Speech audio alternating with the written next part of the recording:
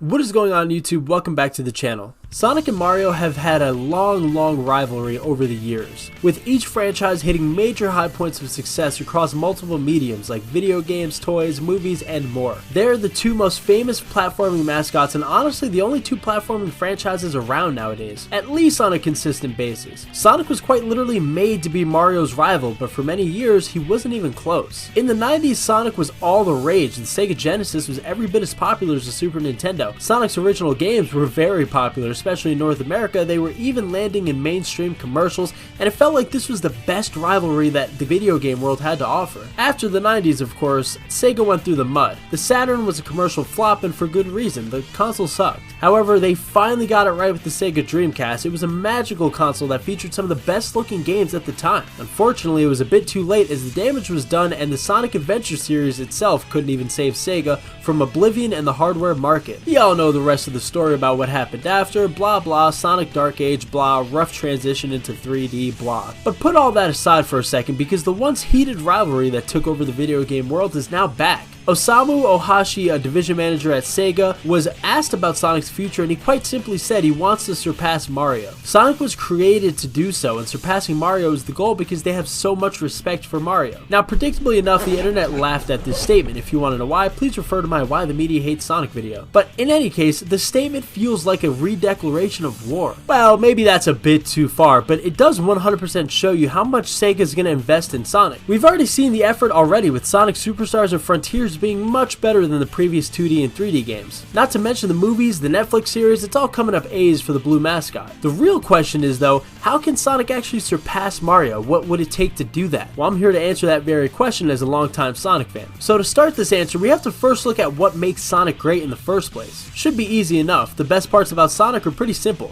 The stories, the soundtracks, the stages, the characters, and of course the speed. Sonic has a very rich history with stories. If you dive into some of the lore that Sonic has, you'll find amazing stories like the story of Knuckles' clan, the Echidnas, stealing away an evil being known as Chaos into the Emeralds. Or the story of Sonic and the team racing against Eggman and Shadow and Rouge to get the Emeralds and literally save the world in Sonic Adventure 2. Only to find out that Dr. Eggman's grandfather, Gerald Robotnik, had already planned to destroy the Earth and everybody with it because of the murder of his granddaughter, Maria, who was also terminally ill. Even Sonic 06, a game people hate, which I still love like a baby, had an amazing story about Eggman kidnapping a princess to harness a destructive power, an evil spirit being released, and a lot of time travel elements with new characters like Silver and Blaze being added into the story. It was honestly a really jam-packed game. My point here is that Sonic and Mario do so many things similarly, but the one thing that Sonic has always had over Mario is deep storytelling. Mario's had some decent stories, I suppose, but they're mainly just Bowser takes Peach, go save her. Don't get me wrong, Sonic has done that a lot too with Eggman steals animals, go save them. But across the 3D games especially, Sonic has had way deeper stories than Mario, and that's one of the things Sonic needs to lean in on going into the future.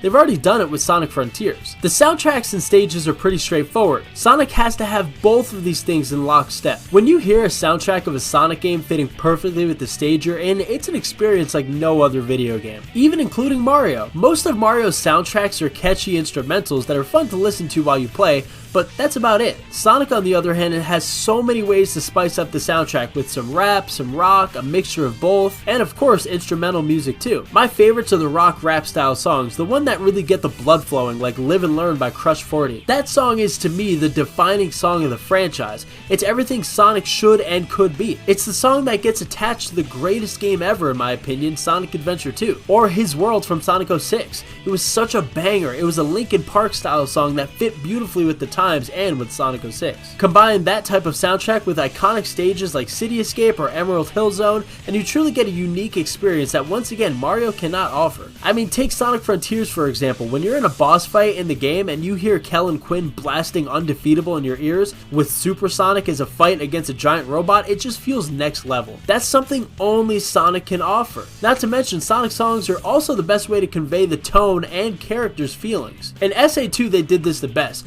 The Pumpkin Hill song, when you're actually in the stage Pumpkin Hill, is letting you know how Knuckles feels. He's kind of scared, he's kind of creeped out because he realizes that part of his clan might have been in a cult, but he also realizes it's his job to protect the Master Emerald. Sonic needs to lean into the soundtrack storytelling and just the overall coolness of the soundtrack as well. It not only lends a hand to the emotion and characters of the story, but it also gives a lot of people new songs to add on Spotify, which is pretty awesome. The characters Sonic Team has is truly unique. Tails, Knuckles, Amy, Silver, Blaze, and of course Shadow, plus more, each have so many different qualities that make them so different and unique. And that's not even the entire cast for the Sonic series. Once again, to reference Sonic Adventure 2, the way the characters interact with each other gives the game more depth. Shadow and Rouge's dialogue, Sonic and Tails' relationship, it's all just so great to see play out with a well-written script. It gives the fan base a chance to really connect with certain characters for a variety of reasons. One Piece, my favorite anime and manga, does this perfectly. When you get so many characters that are given the proper time and effort, you get so many people developing fan bases behind just these characters alone. That not only increases the chances people are going to like your game, but it also increases the world building as well. It just gives you the feeling of being more immersed into the story. Every time something major happens, you wonder how another character may respond and how they may feel. Mario, on the other hand, well, they don't really do this at all. I mean, there's some character traits in Mario, but you have to dig for it, and sometimes you dig for nothing. Waluigi is a big character in the Mario series, but he's never even had his own game. Let alone, he also doesn't really have much of a story behind him. He just happens to hate Luigi and he's a pair with Wario. At least Wario has some level of depth. I mean, he's just a money-hungry, greedy guy who's also kind of disgusting. But there's not really a lot of depth to these games. It's kind of just mindless entertainment. Sonic Team needs to remember that because they have an opportunity to really grow their fan base by giving these characters more depth. It's why so many people like Sonic Heroes, and Sonic Heroes was a really good selling game for them. The last key here that I got for you is quality. Out of all the things I mentioned before, they're all well and good and important, but the one thing Sonic needs is quality. Sonic Forces had all of the things I'm talking about. It had a cool song with Infinite, but the game's quality was so poor it didn't matter. Other people at SEGA have mentioned this before, but they need to get on Mario's level in terms of quality. Each game cannot be a toss-up on if it's good or not, but all of those reasons are the very things that they can use to make Sonic surpass Mario. The storytelling, the soundtracks, the stages, the character, the writing, it's all things that Sonic has that Mario really doesn't have. And it's why I feel like Sonic is so cool. It's not just that he's a platforming mascot, it's that he's a platforming mascot with depth. And let's be real, in terms of just coolness, there's nobody cooler than Sonic. Once again, I refer you to Sonic Adventure 2. Everything about this game is just so cool. I mean, the story is amazing. There's a lot of different playable characters. You also have a kick-ass soundtrack that really embraced the times. Sonic Adventure 2 is the standard for what Sonic games should be. Sonic Frontiers continues this as well. With all of the DLC out, we get multiple characters played. We also get a brand new soundtrack that's revisited again. The story is well written. I mean, Sonic Frontiers was really a step in the right direction. But again, SEGA needs to get the quality under control here. To end this video, I want to remind people that this is a healthy discussion. I love Mario and I love Sonic. Of course, I love Sonic a little bit more, but this isn't a toxic shot at Mario or anything. This is a friendly rivalry and one that I hope drive both franchises to new levels. The internet laughing at Sonic trying to catch up to Mario is so weird to me because if Sonic didn't exist, platforming might not even exist anymore outside of Mario. So let's all root for a good rivalry. Anyways, thank you guys for checking out this video. If you liked what you saw, feel free to leave a like and subscribe for more, and tell me down below what your guys' thoughts is on this new rivalry, and do you think Sonic can actually catch up to Mario, or is it impossible?